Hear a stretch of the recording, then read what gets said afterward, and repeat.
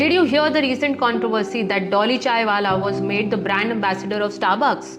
Was it an on brand strategy or was it just some fake news? Let's find out.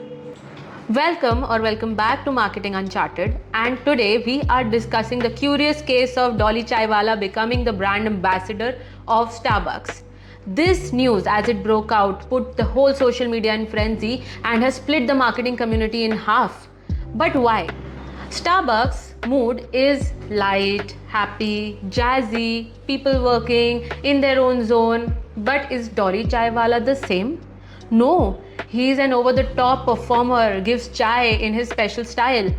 Then how have the two come together? Isn't that a question we need to ask? Sure, Dolly Chaiwala has its own and following, but does Starbucks really need that?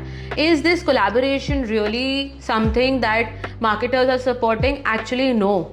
There was so much said about this because their vibes basically do not match. The ethos that Starbucks has is completely different from the ethos that Dolly Chaiwala has.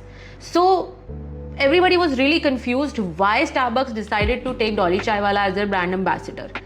If we look at other brands, say a cement brand taking Rohit Sharma as their brand ambassador, it somewhere aligns that they want to showcase power, strength, discipline, durability, etc. But how did this connect with each other? And that remained confusing for everyone, the audiences as well as the whole marketing community. And everybody was questioning this decision that Tata Group and Starbucks took of having Dolly Chaiwala as their brand ambassador. As the social media frenzy went around so much and the news of him being the brand ambassador was all over the place, Starbucks on its official social media handle actually came out with a post saying that no, he is not our brand ambassador. What do we learn from this? Two personalities, when they do not align, should not collaborate.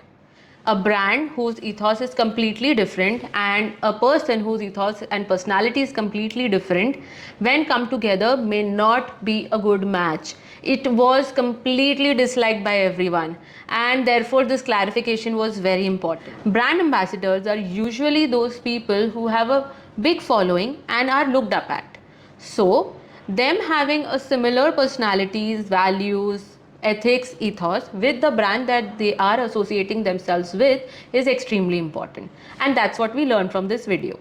If you found something valuable from this video, hit that like button, hit that subscribe button, and come back to watch us again. Thank you for watching.